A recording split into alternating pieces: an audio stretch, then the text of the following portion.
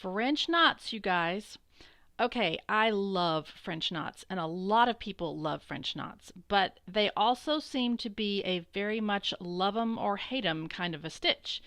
I think more people love them than hate them, and if you are one of those people that does not like French knots, I would encourage you to give them another go because they're so versatile, so gorgeous. They're just really fun, it's cool. It's like a little dot. But if you are having trouble with French knots, and if you somewhere along the line decided, I just can't get those things to work, your main issue is probably tension. Tension is the biggest thing that trips people up when it comes to French knots. So let me show you how I do them and see if I can give you a couple of tips that will help you love them instead of hate them. I am using 3 strands of DMC stranded thread and come up. I have a knot in the end of my thread. Come up. That's simple, right? I am right-handed, so I hold this thread with my left hand, and then I'm going to wrap the needle with this thread. Now, this is the first place you can trip up when it comes to tension, because if you wrap this thread super, super tight and really choke up on that needle really tightly, that's going to cause problems. If you do it too loose, that might give you some frustration as well. As far as the direction of the wraps, I wrap away from myself. A lot of people wrap towards themselves. It really doesn't matter that I can tell. It's just what you get comfortable with, and I would say be consistent so each knot will look sort of similar because they'll look a little bit different, but neither one is right or wrong. It's just what you're comfortable with. So wrap the needle. You can wrap the needle 1 time. You can wrap the needle 2 times, 3 times, even more. The more wraps you get, the little more unwieldy each knot gets. But you can also change the number of strands that you use to change the size of the knot. So the number of wraps or the number of strands will change what your knot looks like. I'll show you that in a minute. But let's get down to the basic how to. Wrap, I'm going to wrap this one 1, 2, 3. All right, I'm going to have just a little bit of tension on that so that the needle can move, but it's not choking up on the needle. And I'm going to hold that out of the way, and I'm going to come down, and I'm not going to put my needle right exactly down in the same place where I came up. I'm going to put it right next to it. So right there. All right. Whoops, I lost it. Let me do it again. 1, 2, 3. Go right there. And then now I'm going to push the needle a little ways down. I'm going to very gently pull on that thread with my left hand. And that will slide those wraps down there close to the fabric. Now, I will hold this thread right here with my left finger, and I'll push the needle through and pull it through. Now, if I had wrapped that needle so tightly, I would not be able to yank this needle through those wraps if they were so tight. But they're just tight enough that they're up on the needle, but not so tight that I can't pull it through. And I'm going to pull that thread. And you can see the whole time I'm moving a little bit slowly. I'm going to hold that thread until it gets right to the end. When I pull it through, it captures that little knot. So let me show you that again. Come up, hold this thread with the other hand, wrap, 2, 3, put the end of the needle down right next to where you came up, slide those wraps down, push the needle through, pull it, and there you go. Some mistakes. Let's see, let me show you what it looks like. If I come up and I wrap really tightly, like I'm squeezing super hard, and I put the needle down in the right place, and I slide it down, and if I am really pulling tightly on that, I'm really struggling to get that. I mean, the knot turned out, but I struggled. If I was using more strands, I would struggle even more. If I was going to do it too loosely, everything goes wonky. See how I didn't get a tight knot because I did not slide those wraps down to down close to the fabric? That could be a neat effect if you wanted that, but that's a little unpredictable. So let's see. I'm going to do 4, 5. I'm going to show you 6 wraps. That's quite a lot. If I don't necessarily see how I've still got those wraps up there on the needle, I didn't slide them all the way to the fabric. It might work. Yeah, that one's a little crazy. 5 wraps is kind of a lot. So let's go back up here to one that's done correctly. In fact, let me show you the difference. I'm going to do this one. I'm going to do 1 wrap. Go back down. Gently pull the wraps towards the fabric. Pull through. So there's a tiny little knot. Let me do one now. That is 2 wraps. 1, 2. Put the end of the needle down. Slide gently.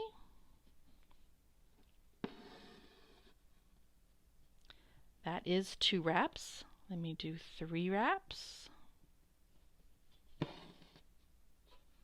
1, 2, 3. Put the needle down. Slide the wraps towards the fabric. Pull through. And you can see how that one's a little smaller, a little bit bigger there. I'll do one more that's 4 wraps. Honestly, my favorite number is generally 3 strands and 2 wraps, but it all just depends on the size of the French knot that I want. So there's 1, 2, 3, 4. Pull those wraps towards the fabric. Hold it as I go. And that one looks kind of similar. So let me think. Another problem that can happen is if you pull too fast or you don't hold this. Oh well, I got lucky. Sometimes you don't get lucky. Another thing I want you to keep in mind is that if you're doing a lot of French knots, and on this pattern we'll be doing repeated French knots over and over and over, all clumped together, that your threads can start to get twisted as you're constantly wrapping and putting up and down and then wrapping, and so they get kind of spiraled, twisted together. And that can easily cause a knot. So you can see how it's kind of twisting on itself. See that?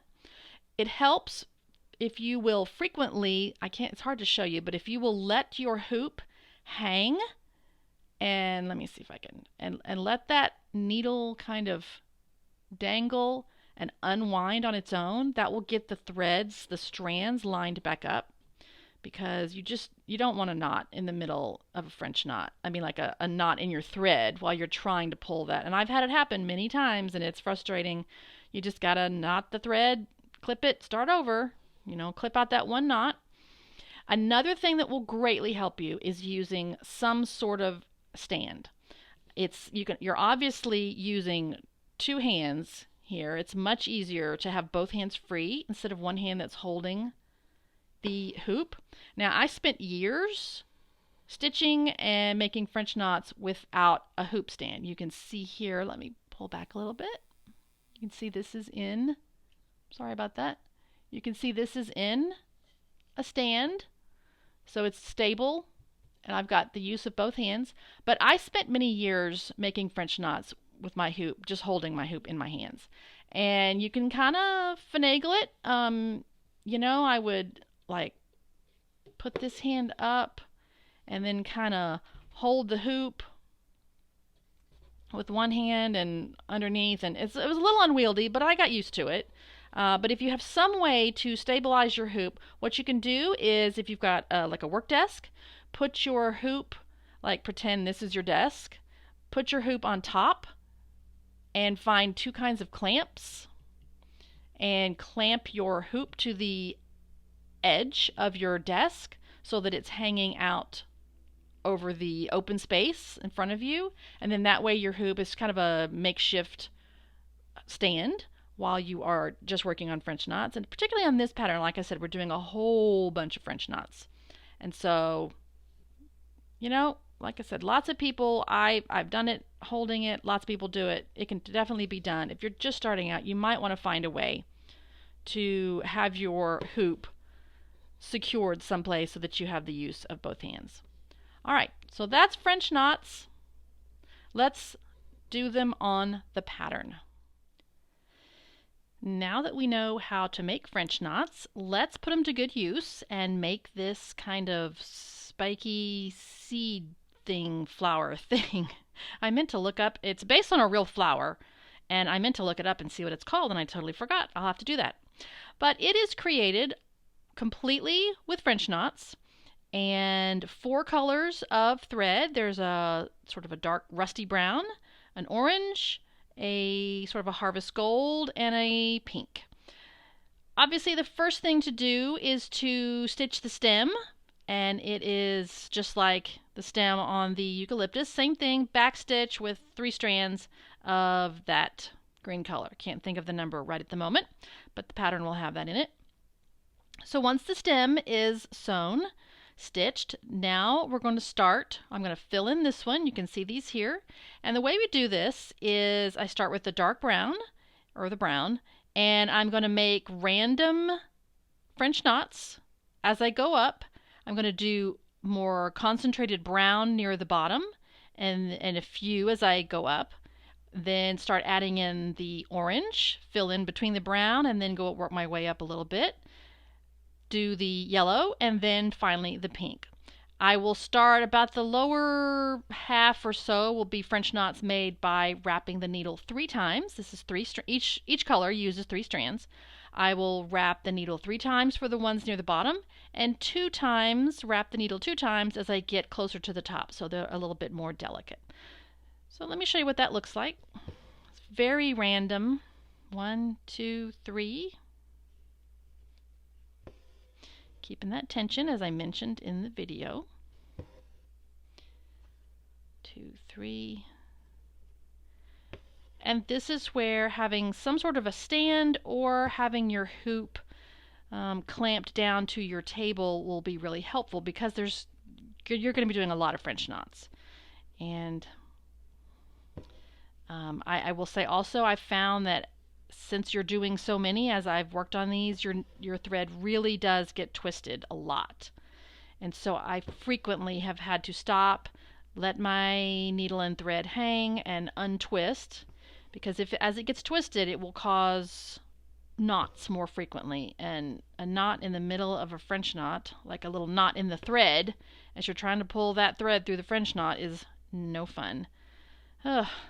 So you can, I don't know if you can tell, but even after this many, 1, 2, 3, 4, 5, 6, 7 knots, I can already tell that my thread is starting to get a little bit twisty. See, when I let it relax, it kind of twists back up on itself. So I'm going to do this knot, and I know you can't really see this, but I'm letting it hang underneath my hoop. Just let it hang for just a second, and it untwists, and I will go back to making my French knots.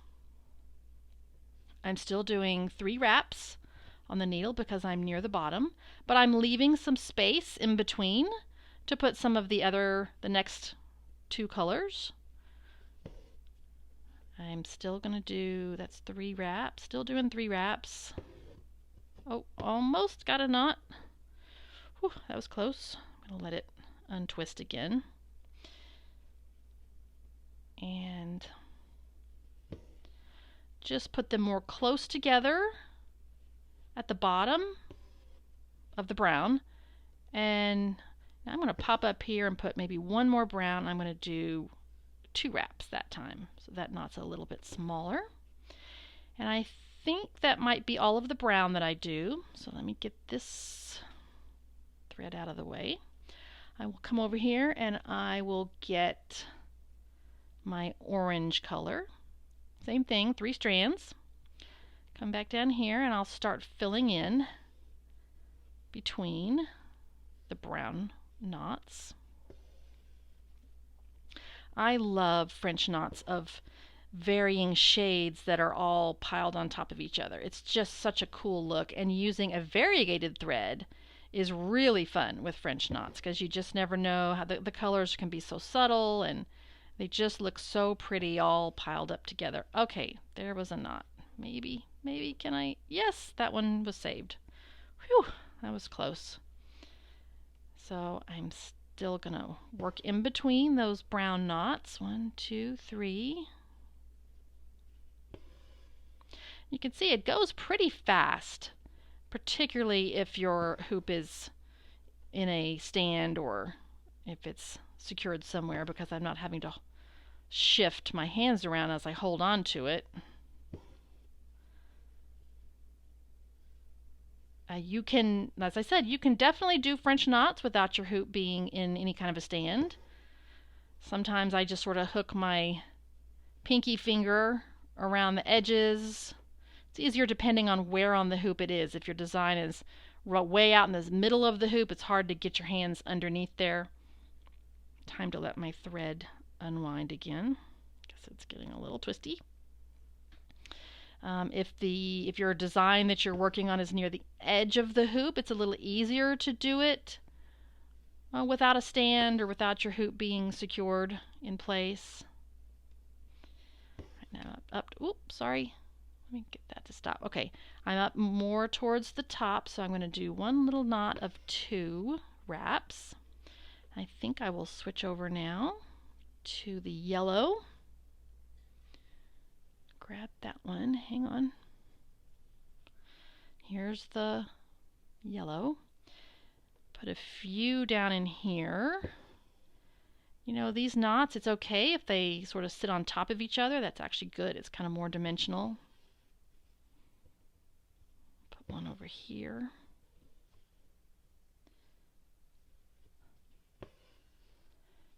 And sometimes it's hard to tell. It looks like a big jumble. You're like, this doesn't look like anything.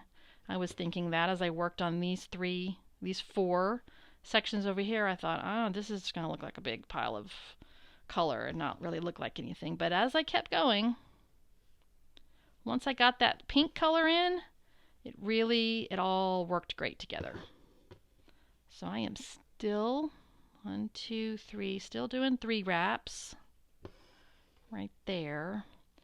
I'm going to come up here and do a couple with 1, 2 wraps. One more here. And maybe one up above there, just one. A little small one.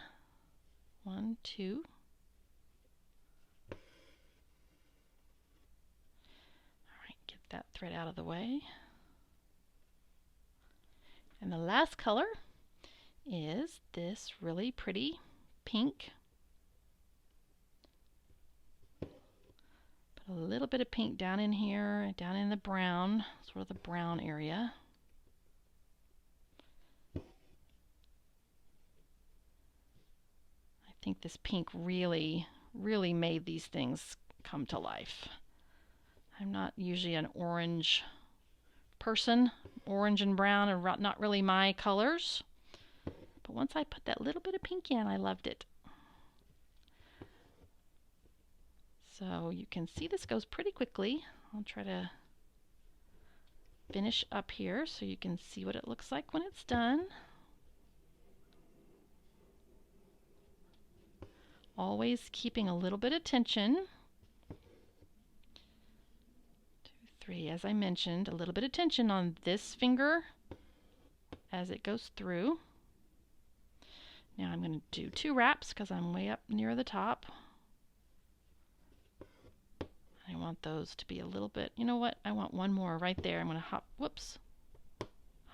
hop back down there. 3. Oh, I keep getting a knot. I should have let that. I'm going to let my thread dangle and untwist because it's really fighting me right there. All right, maybe 2 more up here at the very top. 2 more. Yeah, it's behaving much better now after I let it untwist. And 1 more.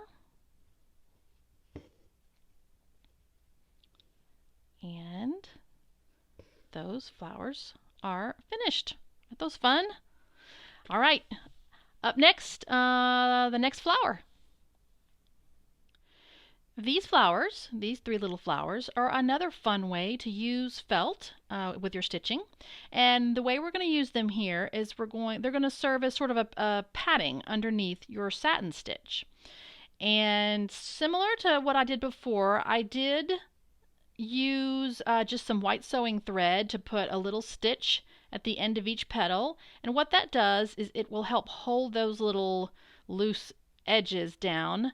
You don't have to do this step, but I found it really does make it easier because as you're trying to come up and go over and around over and over and over on all those little petals, they tend to sort of come up. And I also will sort of put my finger along the edge as I'm stitching, but that one little stitch right there will really help those petals stay down. And in fact, I don't even remove this one. I just stitch right over it. So you can see I've already started here and going around each petal. Now, the thing about the satin stitching you're doing here is as you come from the outside edge back towards the center, you do not always want to put the needle down in the exact same space right here. Because if I have all these stitches that are coming down and they all are coming to the exact same spot, that little spot is going to get really crowded and it's going to get harder and harder to put your needle down. So I'm going to sort of vary where I put the needle down. Now it's a little hard to see at this point. The other thing you want to keep in mind is not to pull your threads super tight as you pull it around that felt. If you pull it really yank on it, it just presses the felt down so much and you don't get that kind of nice puffy look. So I'm coming up on the edge there. And so now, instead of coming all the way down here to the center point, I am going to tuck that stitch kind of maybe, I'm really just going to go to about right there. But then this next stitch, I'm going to go ahead and come maybe on further down towards the center. And the next one, maybe a little, I can sort of tuck it underneath that previous stitch, but you can see how I didn't go all the way to the center. And it just makes for sort of radiating stitches. Now I'm almost to the point there.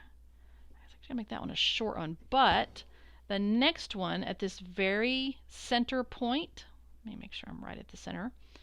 I'm going to come up and now I am going to go all the way down closer to the center. Now I'm leaving a space of felt that is unstitched. So in other words, I'm not coming all the way to the center of the flower. I'm coming sort of along to the edge of the petal and I'm leaving a section, sort of a round circular shape of felt that's not stitched because I'm going to want to put my beads through them. And again, I don't want to be fighting 500 stitches trying to pull my needle up through that. So now I'm on this center stitch and I will now come all the way and make a complete stitch, one long stitch all the way. Well, maybe I need one more on that, in that center. Oop, it's kind of hard to see up there. I'll make another one that comes all the way down there. And now I can start working around the other side of this petal. And now I don't want to come straight back down to that hole because that's just more thread all down in the same hole. And so I will sort of tuck it. It's a little bit hard to see what I'm doing there. I know, sorry, my hand's in the way.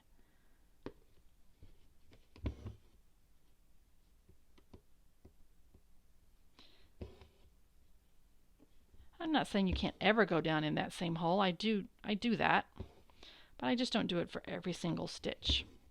So let me work around this next petal and you can see how that works a little bit faster. I love satin stitch. I find it very meditative and relaxing. You do have to pay attention to where the needle comes up and goes down, but having the felt shape under there really makes it in a way easier because you have a very defined outline about where to come up. And then of course I'm sort of hiding these center stitches. I'm going to go back and do one more stitch right there. I kind of have a little space. So this is not the kind of satin stitch that's has to be so exact for it to look good. But I also really like the way the felt gives it, kind of raises it up and gives it a really neat texture. Alright, I have one little gap. I am going to go back right there. And so on that stitch again, you can see how I didn't come all the way to the center. I really kind of ran my needle up under and went up under those, between those two stitches. Kind of smooth out those stitches with my fingernail.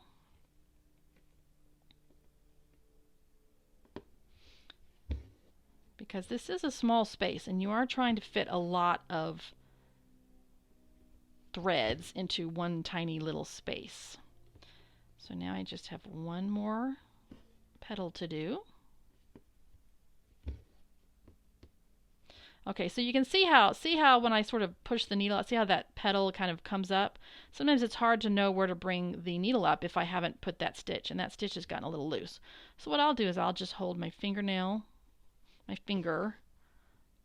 on that petal, which helps it stay close to the fabric, and I can tell exactly where for my needle to come up along the edge.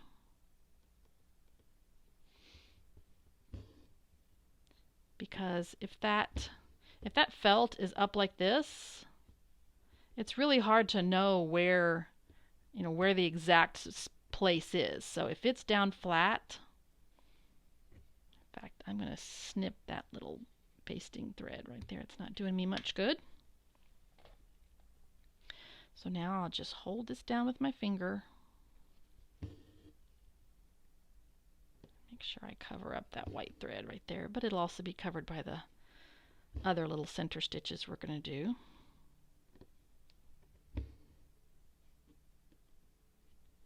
Again, I'm not pulling my thread too tightly because I don't want to completely flatten out that felt. I just want that thread to sort of wrap around the edge of the felt. Oh, okay. I'm also about to run out of thread. Am I going to make it? Hopefully. It's so frustrating to have to thread a new needle when you've got 2 stitches left. I might make it, maybe. What do you say? Maybe 3 stitches left? 1. It's going to be close. 2. 1 more. I'm going to make it. And 3. Okay. Whew, that was close. All right, I'm going to tie that thread off, and then we're going to come do the little radiating stitches out and then put the beads on. The blue stitches that are radiating out from each petal are really simple. I start in the center of each petal. Oh, and I forgot to say, this is, again, 3 strands of DMC thread, both for the when I do the satin stitching and for these starburst or radiating stitches, whatever you want to call them. And then I just put one on the left, or I mean one on the right, one on either side of that stitch that goes down the center. Then I hop over here. It really does not matter if you start in the center and go out, or if you want to start in the petal like that and come down towards the center. It just doesn't matter. Like this one, you can see I'm going to start in the petal and come down.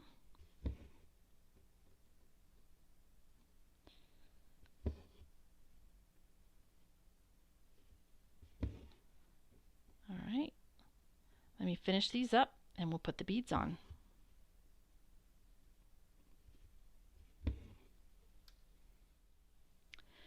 The beads are pretty straightforward, but they're really fun. I like adding just a little tiny bit of sparkle. I am using 3 strands of DMC thread. You can use 1 strand or 2 strands. It doesn't matter. I just happen to have 3 strands already threaded on this needle. And I've put 1 bead on here already. You just come up through the fabric and then pick up your bead. Put that needle through just like that. Slide it down onto the fabric. And I do take a little bit of care to sort of place the beads. And when I put the needle back down through, I'm trying to make sure that the bead, let me zoom in, maybe you can see this better. I'm trying to make sure that the bead stands up on its end, so you see the smooth side as opposed to it being, let me see if I can even get it to sit down the other way. Sometimes they want to lay on their sides like that. Can you see that? Where you see the hole in the bead? I really want the side of the bead to stand up. And you can also sort of manipulate the angle, but that's just if you're picky. And I'll put the 3rd bead on. Pick it up. They're a little tiny.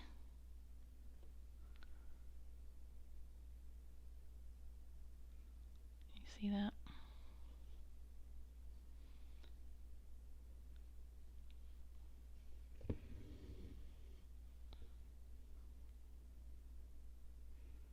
And there's the last one.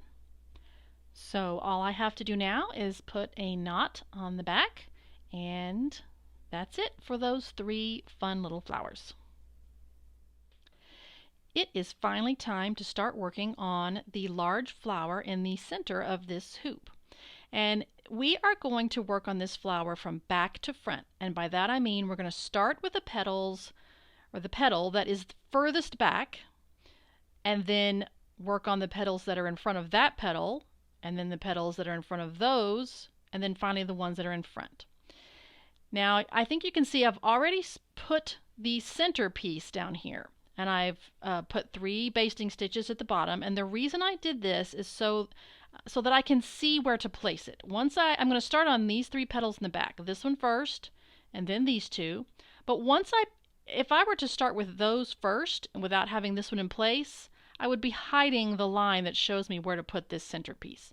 So I am going to, I've basted this one down, just tacked it down with big stitches out of sewing thread, and then but only along the bottom so that you can peel it back and I can slip these petals behind that. And let me show you what I mean by that. Now I have the first 3 petals I'm going to work on, this one, this one, and this one.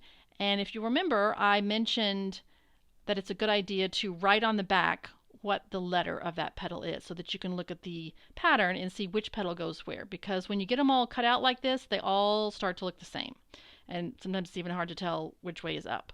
So if you will write the letter of the petal on the back of it, you'll know which one goes where. It's kind of like putting together a puzzle piece or a big puzzle. So I want to start with this center petal, and that is V, so that's this one right here. And I'm going to pull back the center part and use the lines that I can see that I've drawn. That's really what those lines are there for, so you know where to place each petal. And that's where that one goes. Now I could put a basting stitch in this petal to hold it in place, and if you want to do that, that's fine. I don't have any sewing thread handy at the moment, so I am going to just sort of hold it down with my fingers. And we are not going to cover these entire petals. We're just going to put some rows of stitches that show sort of the shading in the center of each petal. And let me show you what that will look like. Let me move that. So here's that flower. Hang on a minute. All right, so here's that flower, and this is the petal we're going to start out with. And you could just do straight stitches radiating out, but I want to give a little bit more dimension to each petal. So I'm going to imagine that this petal is cupped, it's curved like that. And so with just some bare minimum stitching, I'm going to imply that that petal is cupped. To do that, I'm going to do curved stitches as they go around to sort of follow the contours of how the petal would be if it was cupped like that. So here it is right here. Let me move over to here and show you. This is that same petal right there. And I'm going to do that by stitching some lines that curve like this. As I get to the center line is going to be generally straight. The ones to the left of it will curve this way, and the ones to the right of center will curve this way. So as I come up, those will curve that way. So I don't need a whole lot of lines, and you can I think you can sort of tell how that makes the petal already look a little more dimensional. And I'm going to do that with every petal on this flower. Let me show you. So, and I'm going to do sort of long stitches near the bottom, and then as they get more towards the edge of the petal, I will do slightly. This is just a simple running stitch, one of the simplest stitches you can do. So let's take, for instance, then when it comes time to do this petal, that's what this one is right here. Same thing. This petal is sort of tilted that direction, so I'm going to say the center line, I'm going to imagine in my mind the center line that goes that way. So that will be the center one that's generally straight. So I'll stitch that. If you want, in fact, if you want to start in the center of each petal, that will give you a nice guideline off of which to base the left and right lines. And so this one will curve this way, and these will curve that way. Same thing with this petal right here. That's what this one is. And that petal, I imagine that that's sort of the center line on that one. So that would be the first line I would stitch. To the left, I'm going to curve that way. And on the right, I'm going to curve that way. And I'll wait to show you the other petals. So let me show you this one, these three rather. And because you do not have these lines marked, drawn out on your petals, if you really, really want to, you could use as I mentioned before, an air-soluble disappearing marker. Again, do not use one that is a water-soluble that requires water to wash off of it, because we're not going to be washing this because of our wool felt. If you're just like really frantic about where to put the lines, you could draw with the air-soluble disappearing marker. But I'm really just going to sort of wing it. So as I mentioned, this one, I'm going to sort of consider that's my center line right about there. So I'm going to start there. I'm going to hold that one in place. I'm going to lift that up for just a minute. So I am starting to stitch below where it would show, and just make some randomly, I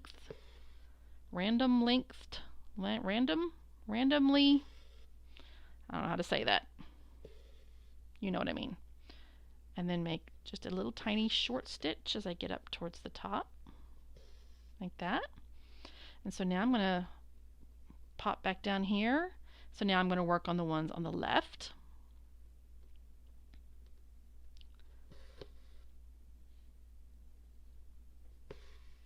And just curve that line a little bit.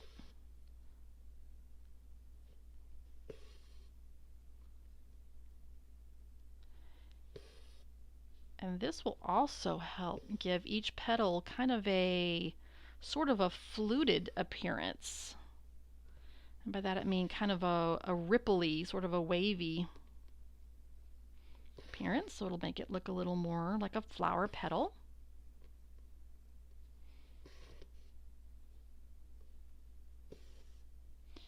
Now I'm going to hop back down over here and do the ones on the right.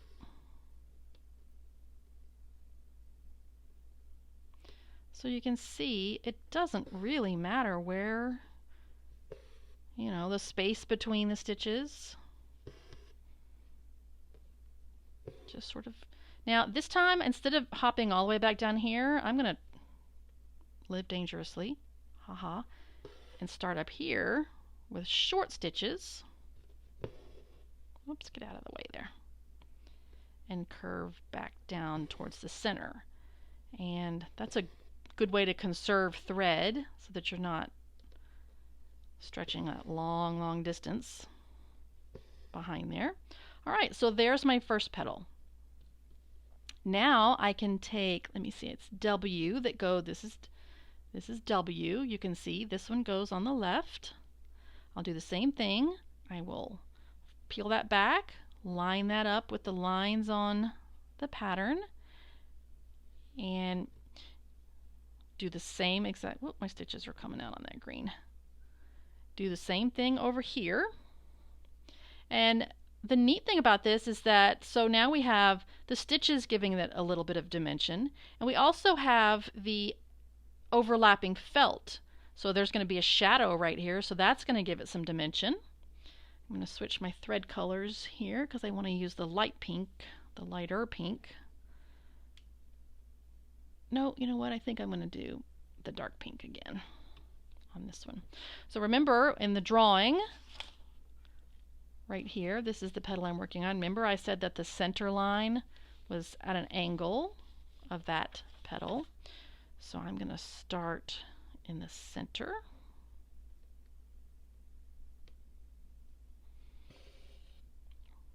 Starting underneath where that green would overlap it.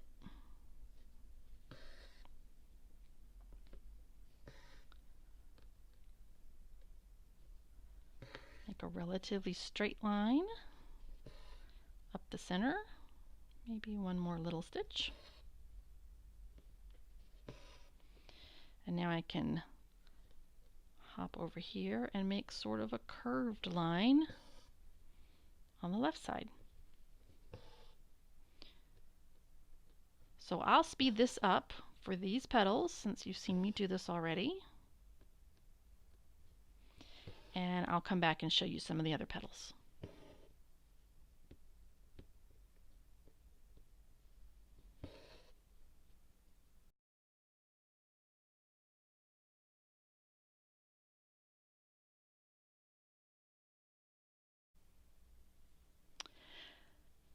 I finished these 3 petals, and if you were paying attention, you might have noticed that I had done this petal in the dark thread like I said I was going to do, and I changed my mind. I wanted the light thread after all. So I ripped that out, redid it in the lighter color pink, and did this one also in the lighter color pink.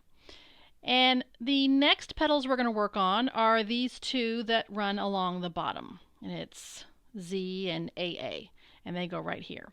So let me show you, let me talk to you about the curve. It's the same kind of a thing as it was. So we're talking about this one and this one. So if we come over here, since these are shaped a little bit differently than the ones up at the top, let me show you this one first of all. So we're going to think that these petals curl towards us.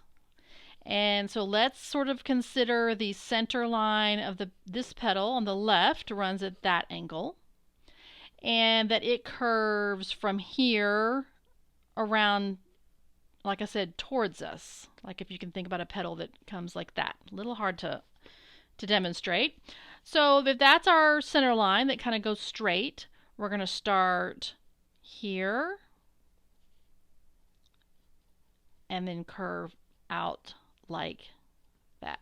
So that's on the left side of the petal, and this one maybe sort of straight here,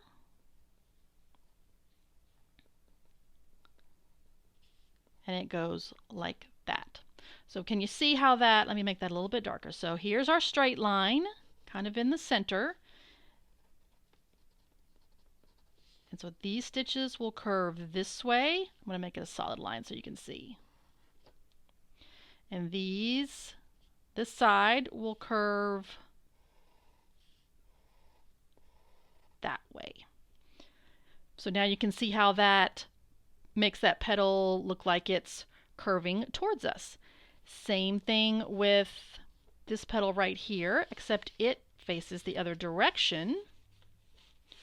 So what we have here is, so if this is our center line, it's going to go this direction, like that, at an angle. And then the lines that are above that line, or to the right of that line, are going to curve this way,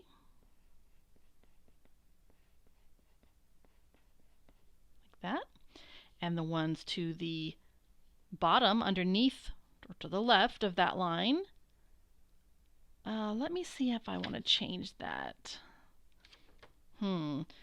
This one, yeah, you know what? I'm going to change that. Instead of them being half and half, I'm going to have this one sort of still curve this way a little bit, and then maybe, does that make sense? So it's a more subtle curve on this side of the sort of center line as it was at the top. So these will, so if this is my center line here, it can even be a little bit curved. This one will go, the ones on the top will curve out that way, and the ones on the bottom will still, I don't want to make them exactly opposite of those, so I'm still going to come here, kind of, and then just a slight curl like that. These lines I'll have the pattern that will have these lines marked on it, so you can see it as you're stitching. All right. So if I'm going to start with, I need to start with, let me show you on this picture. I need to start with the petal that's underneath. So I'm going to start with this one, which is, let me see, it's AA. This one. And I am actually going to, I can just barely see the line on top of those leaves where that one goes. So I can see that line right there. Goes just to there. I am going to sew this one down, so I'm not having to concentrate on where the curves are, as well as trying to keep that thing in place while this is going to be just the regular basting stitch, just big, huge stitches that will hold it in place, but I can easily see and take out later. Like that. All right, let me clip that on the back. And now I can come in with, this is going to be the dark pink thread, like this. And so if this is my, kind of like I said, sort of right here, here's sort of my center curved line that goes like that. It's almost like I almost did my basting stitch right there in the center. I'm going to start here.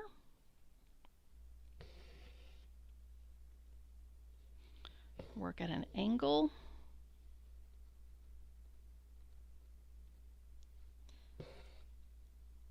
Just as I did up above, slightly longer stitches, and then shorter ones as I get out toward the edge of the petal. Now, I learned up here that I was not accurate with my curves if I tried to start from the center and then work from the tip back to the center and go in zigzag. So I'm just jumping. I just think better when I make my curves make more sense to me when I start back at the center. So I'm going to do that. Not worry about wasting thread. I'm just going to ignore that basting thread right there. Try not to stitch through it so I can easily remove it later. I'm going to jump back to the center.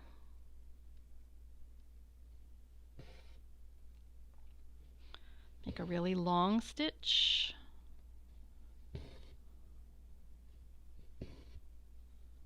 And this is going to look a little bit different even than it looked when my sketch that I made.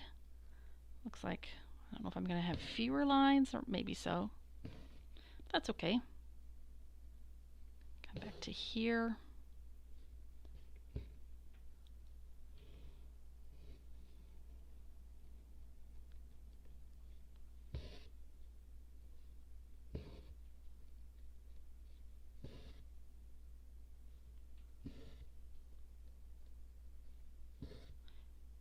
And then maybe one more line up here at the top.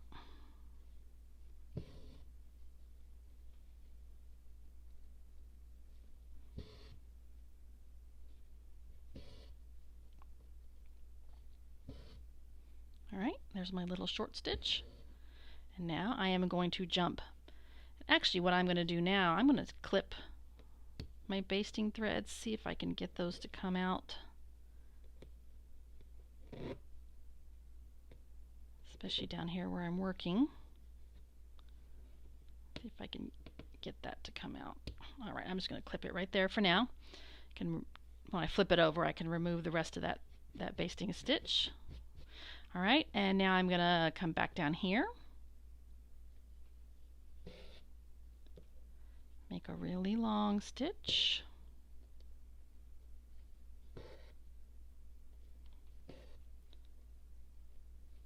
And then shorter stitches as I get towards the edge.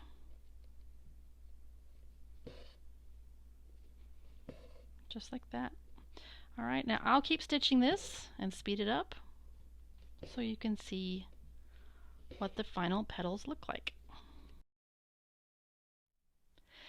Now that I've finished stitching these 2 petals, there are only 2 petals left for the big flower. But before I can stitch those down, I need to finish working the stitches that go on the center. I've already done French knots, as you can see, and those were made using the DMC pearl thread, and French knots in this thread are so pretty because they have a really nice sheen, just like before, but a cool texture because it's a little bit thicker and the twist kind of shows up, plus the variegation in the green is very subtle, but it's there, and so those are really fun to make. So I went ahead and did those, and I figured out where I wanted to put those by placing these petals, putting them in place. I looked at my pattern to sort of judge where they go. They go about there, and I made sure that I started the French knots up underneath these 2 petals so that when I did stitch these down, it would cover the bottom edge of those French knots, as you can see there. So now that I have finished those, I'm going to put those 2 petals aside for just a moment until I'm finished with this part. And what I am going to do next is stitch a sort of a half ring, right out here on top of these of French knots with the blue thread. So I'll do that. You don't need to hear me rattle on about French knots again. So I'll do that and speed that up, and you can see that, and then we will move to the really fun stitch that's going to go along the edge here. All right, let me do those French knots. In order to finish the center of the big flower, we need to learn how to do turkey work, also called the fringe stitch. Now, if you joined me for my stitch along earlier this year with the needle painted flower, you know that we use this stitch to go all the way around the center of the flower. We're just going to use it on sort of the semicircle part of the flower center. But everyone who learned this stitch told me how much they enjoyed doing it. It's really an interesting, cool stitch. What it is a series of loops that we will stitch across, that we will lock each little loop in place with a stitch. So let me show you how to do it. I'm using 3 strands. You do not need to put a knot in the end of your thread.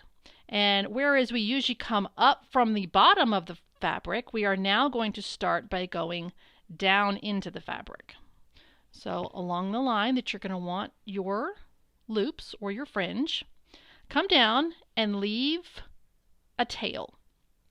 You'll need to know eventually how long you're going to want to trim your loops off, how long you want them to be, and make sure that you leave this tail and all of the loops longer than what you will want the loops to be trimmed off to, the fringe.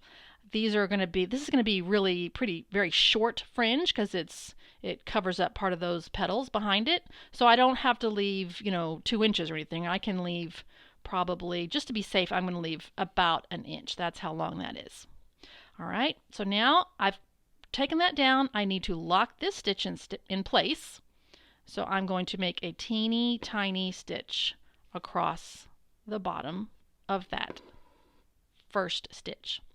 Now, from here on out, what we're going to do is make loops. So I'm going to come up right next to where that thread went down into the fabric, make a loop like that, and go down into the fabric. But do not pull it all the way through. Leave a loop. All right, and you're going to sort of want to hold it with this finger so you don't pull it all the way through the fabric, and then make a little locking stitch at the bottom of that thread right there. So now that one's locked in place, and we're just going to repeat that all the way across. So I like to come up in between. So here's my loop. I like to come up in the center of that loop because I like really full fringe. You can put your loops side by side instead of sort of interlocking like that, and that's fine too.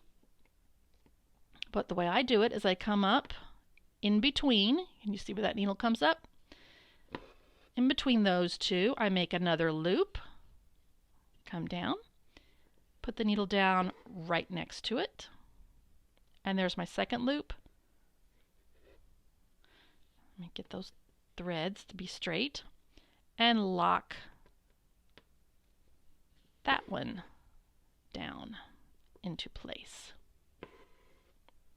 So I will just keep going across, making loops until I have finished the whole line. Now I'm showing this on a straight line, and but it can be done on curves, around a whole circle. You can also leave the loops if you want an effect that's loops instead of fringe. You can do that. Just make sure you leave that the loops are evenly the same length. I don't really care about that because I'm going to whack those off, so it doesn't really matter if they're exactly the same length. But if for some reason you ever wanted to do this stitch and leave it as loops, make sure you leave them, you make them all the same length. So let me work across here quickly if I can. It really does help to hold those threads out, those loops out of the way. Just don't forget to put a locking stitch at the bottom or those loops will just get pulled right through.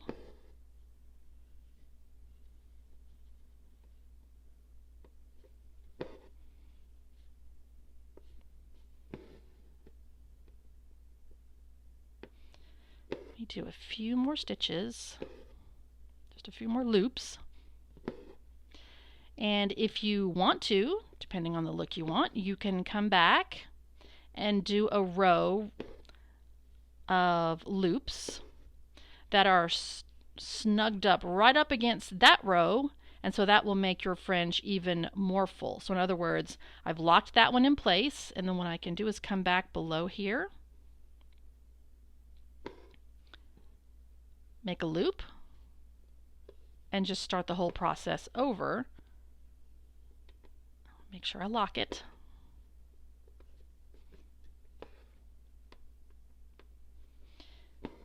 Go back across with more loops, and then I'll have a sort of a double thick 2 rows of loops. Now when it comes time, whoops, pulled that one too far. Let me lock this one in place. The very end of my thread, of course. All right, that one's locked in place. So let's just pretend that I have done two rows, one right below the other, and it's time to trim. This is simultaneously the fun part, and it's also the scary part because you have to be very careful to trim enough but not too much, and to make very sure that you do not clip your fabric. So kind of raise those loops up off the fabric and start trimming. Be careful, like I said, you can sort of pull them up with this hand and start to give it, give it a haircut. So that's my first little snip. I always start out trimming, leaving them longer than I think I will need, because you can always cut more, but you can't put more back on if you cut it too short. So when I trim, I try to sort of keep my scissors flat. I don't cut down because I do not want to either rip out other stitches or cut other stitches or cut a hole in my fabric.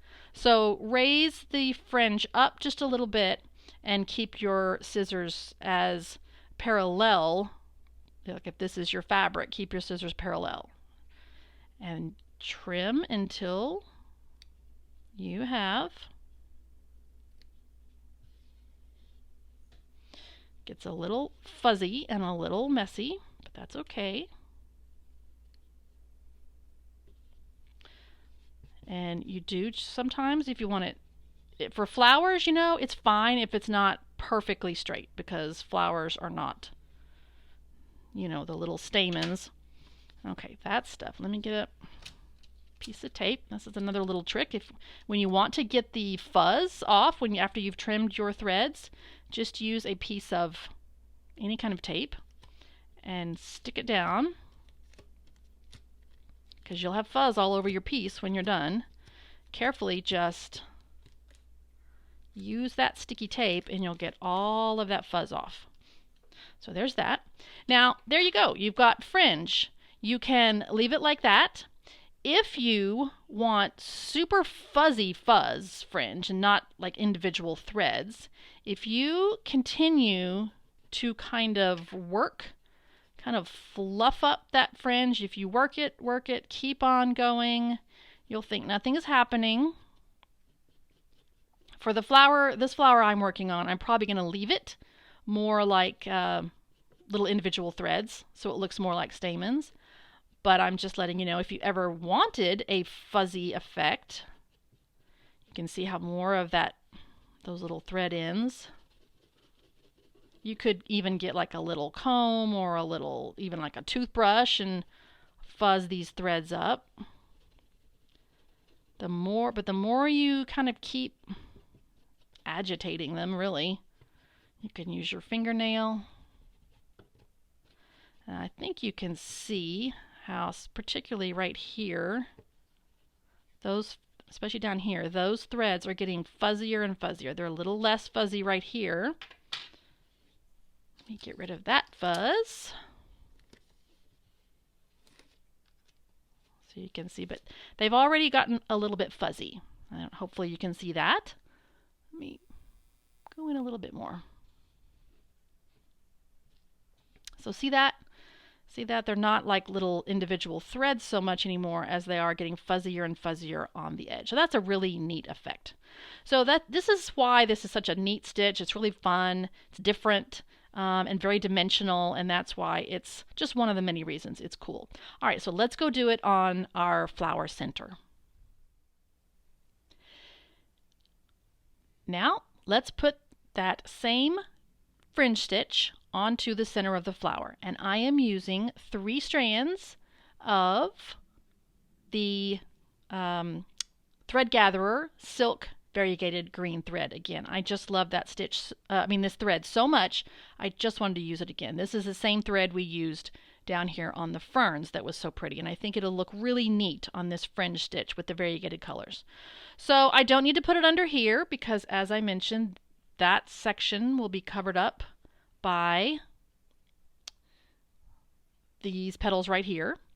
I think I mentioned, if I didn't, I put some more blue. These are French knots with the 2 colors of blue. 3 strands, each of them wrapped 3 times. No, twice. Can't remember now. I'll have to go look and see. Either one is fine. I think it was 3.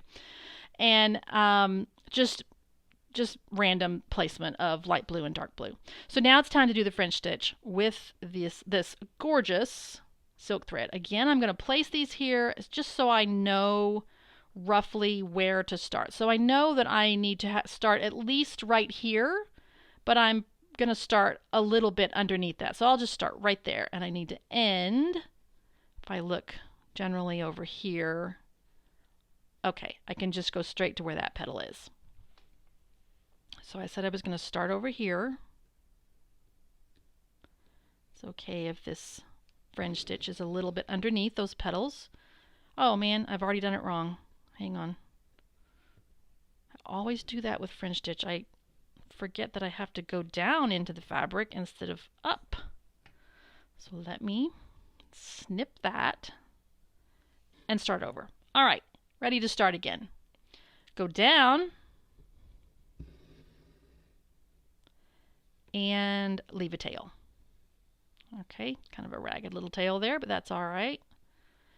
And then lock that stitch in place. Like that. Come up next to that and make my first loop.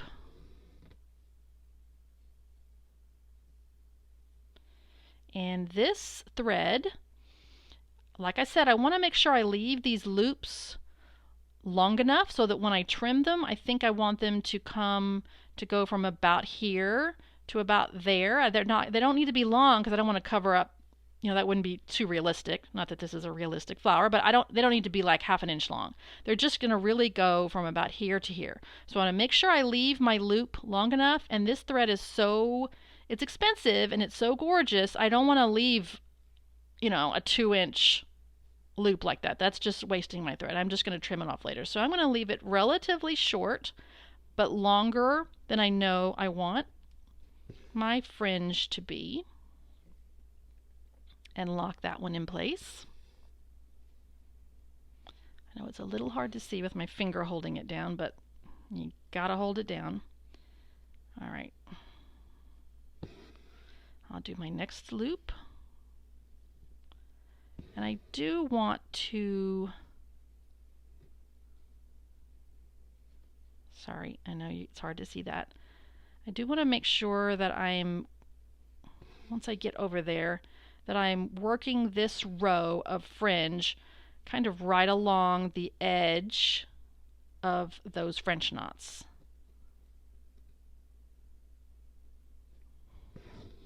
All right, that got fixed. Make a loop. And lock it in place.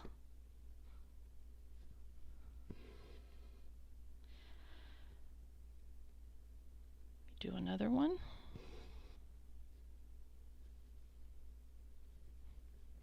I really cannot wait to see what this is going to look like once it is all finished, all stitched all the way across and then trimmed off, to see those beautiful greens show up. So now I'm really into the part where you will definitely see it. And I'm going to go right up near those French knots that I made. All right, Mr. Loop, get out of the way. Lock it in place.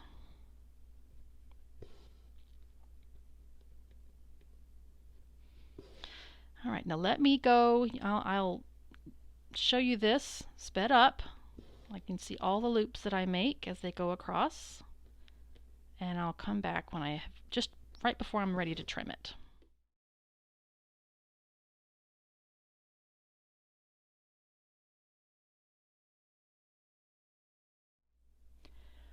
Well, I knew it was going to be gorgeous with all of that variegated silk thread, and I am not disappointed. I love, love, love all those colors. Look at how pretty that is.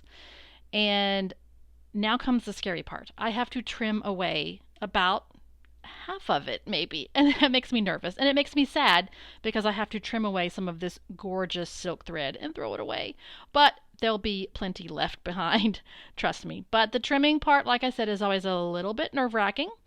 Particularly, you want to be extra careful. Let me lift this up. When you are trimming across here, because of this raised felt, especially right over here where this one is right there. So if you're right-handed and you're going that way, make sure you don't hook your scissors under that piece of pink felt. So I am going to trim this now. I'm going to hold my breath, cross my fingers, sort of, not really, because I need them to trim, and I will let you see that. It's going to be a little hard to see because I have to hold it out of the way, but I am going to start trimming.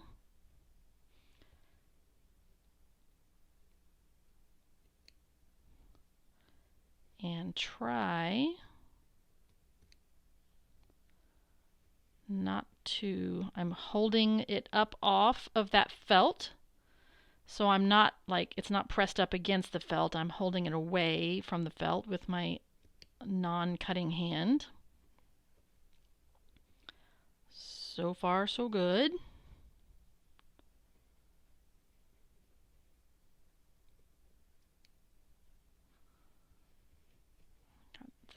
last little bit to do over here. All right, got some little random bits to do.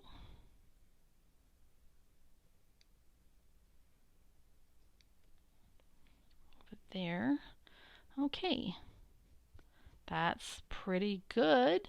A lot of times when I do the French stitch, I just sort of keep trimming, and it's kind of uneven. And all right, and you know, you can brush it all up one direction if you want.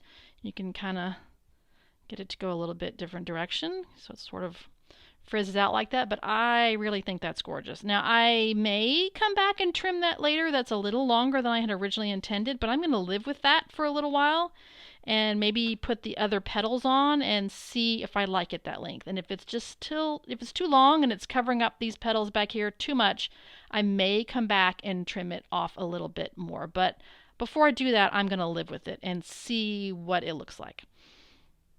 So now one more thing to do for this flower is to put these petals on down here. These petals, of course, are pretty much like the other pink ones that we've done. I've already put this one in place. I looked at my pattern and I figured out, you know, how it looked up here and how far it went down here to figure out exactly where to put it, since you kind of have to sort of guesstimate since there's no lines to follow. And I've already basted it down. And when it comes time to do the stitching on this one, it's similar, although a little bit different. So on all of these, we started at the inside and worked towards the edge. We're still going to do that, but this time we're going to work up the petal. And these lines, there's not really a halfway line like the other ones we started with sort of a semi-straight one. Like here it was straight, and then on either side. These I want to go more to have them follow the curve of this petal like that. So if you can really start at either end. Just think about here and then curve around or curve up and curve up like that. This one will be the exact same way. When we put this one on top of that one, as you can see right here, that'll go on top. Same thing, but it'll go the other direction. So start here and scoop up and make another curve like that in that direction. So let me stitch this first one and you can see that. Well, I went ahead and did both of these petals and stitched the curved lines just like I showed you on the diagram. So this big peony is all finished and I'm really pleased with the way it came out. The only thing left to do now is to work on this, or finish up this small peony. So the very first thing we did was stitch that stem with the back stitch. That's all done. I went ahead and I put down the back piece. I think it is letter, just a minute, let me look at my sheet. It is letter T, and I put a few of the straight lines with the dark pink thread. They ended up getting covered up, but that's fine, just to put a few down. Then I put the piece called U1 and U2 down. That's what those two are right there. And once I did that, then I stitched those down with the same dark pink thread. I put just some random French knots I did not use the pearl thread like I used down on the big one. It was just too chunky, so I used the DMC 3347, that one, and just did a few random green French knots and a few dark blue and light blue French knots across the top of that, just to kind of mimic what happened down here. So all that's left to do now is to put on the piece that's called U3, which is this center front piece. And again, these pieces are so small, I didn't really bother basting them down.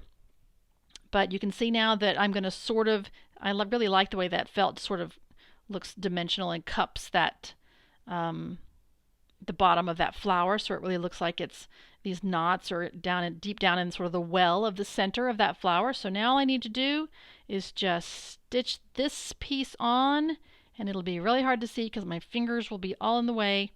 But once I put a few of these little stitches in, these flowers, the peonies, will be all finished. All right, so that's been a lot of fun.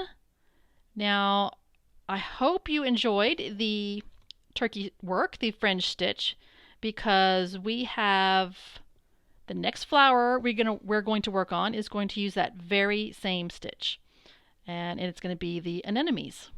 All right, we'll work on those next.